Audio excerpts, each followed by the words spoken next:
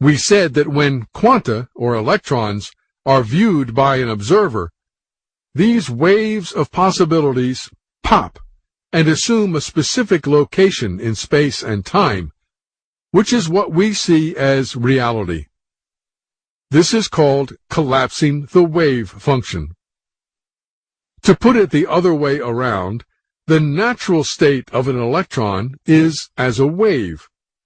It only pops out of its wave state to form a particle in a specific location in space and time when it is being observed. This new brain research proves that the human brain is the observer that collapses the wave function, since quantum physics says it is the observer that changes an electron from a wave into a particle.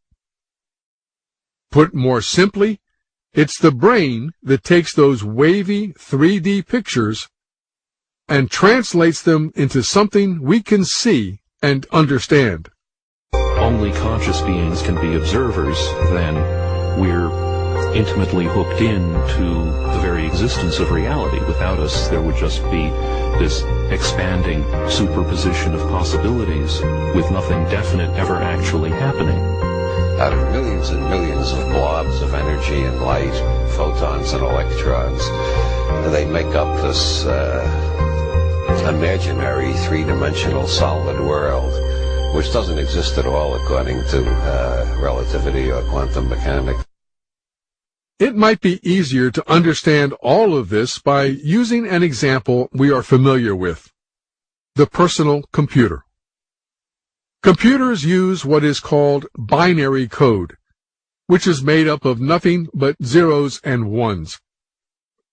If you look at the zeros and ones themselves, they look random and chaotic, like those wavy 3D pictures. But inside every computer is a CPU, a central processing unit, that acts as the brain of the computer. This CPU receives the binary code in sequences of zeros and ones, translates that binary code, and projects the results onto a computer screen where we can see it in a form that makes sense to us. For example, we start with binary code,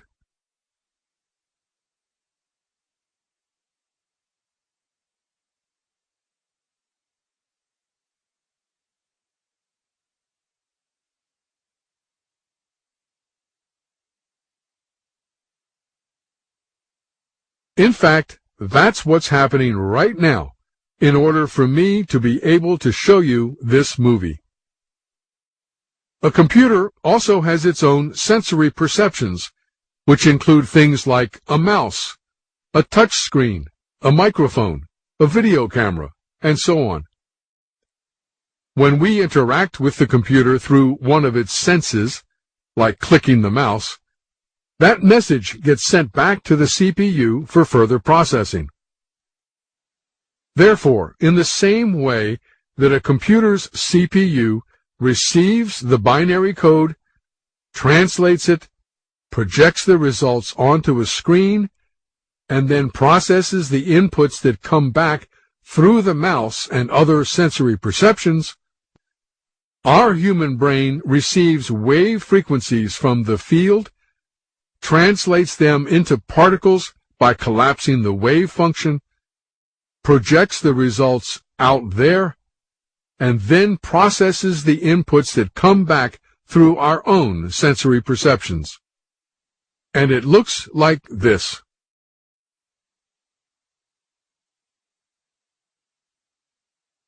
This is a very important point. Our senses, seeing, hearing, tasting, smelling, touching, are not really sensing some independent reality out there, but in fact are first projecting that reality so that it appears to be out there. It's not just a one-way street of incoming perception, but a two-way street of projection first and then perception. Apparently, once our brain converts the wave frequencies downloaded from the field, by collapsing the wave function, it projects the results out there and makes it appear that we are surrounded by a holographic 3D total immersion movie. Once again, as Pribram said, our brains mathematically construct hard reality by relying on input from a frequency domain. Then, and only then, our senses read what has been projected out there and bring that information back to the brain. Here's a video from YouTube produced by a Turkish non-scientist, Adnan Aktar, that has a very good message, but was a very poor English translation. So I rewrote and re-recorded the translation, and that's why it will be my voice that you hear.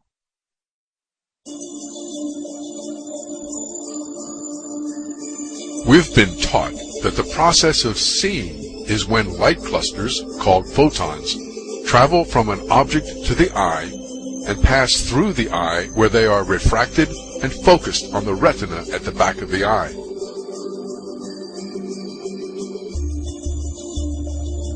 Here, these light rays are turned into electrical signals and then transmitted by neurons to the center of vision at the back of the brain.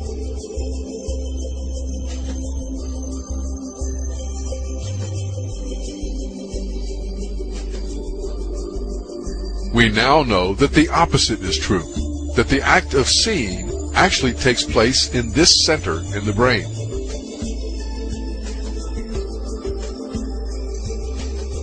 All the images we view in our lives and all the events we experience are actually experienced in this tiny and dark place.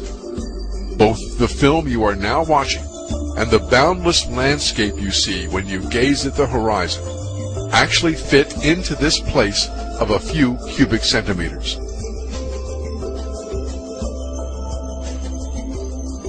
These physical facts make us come to an indisputable conclusion.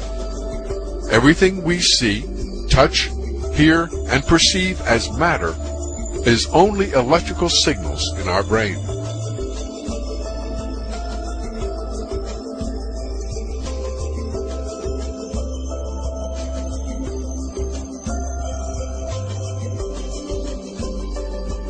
For instance, we see a bird in the external world.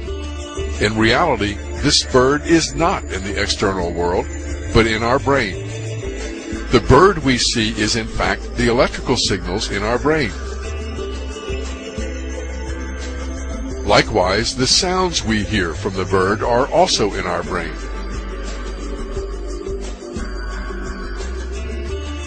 Put simply, the shape and sound of the bird are nothing but the brain's interpretation of electrical signals.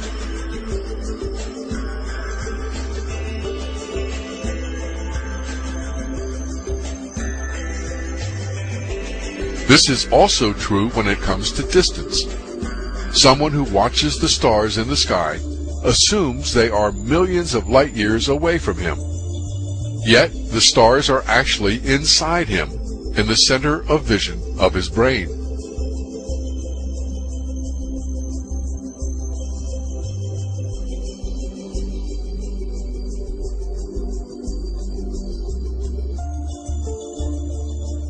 While you are watching this film, the truth is that you are not inside the room that you assume yourself to be. On the contrary, the room is inside you. When you see your body, you think you are inside of it. But remember that your body is an image formed inside your brain as well.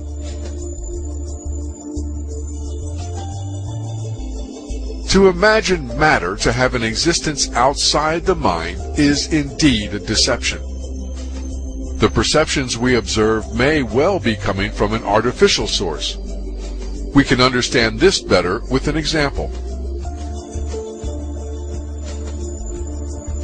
Let's imagine that we could take our brain out of our body and keep it alive in a glass box. Then let's get a computer filled with information related to a particular setting, such as image, sound, and smell.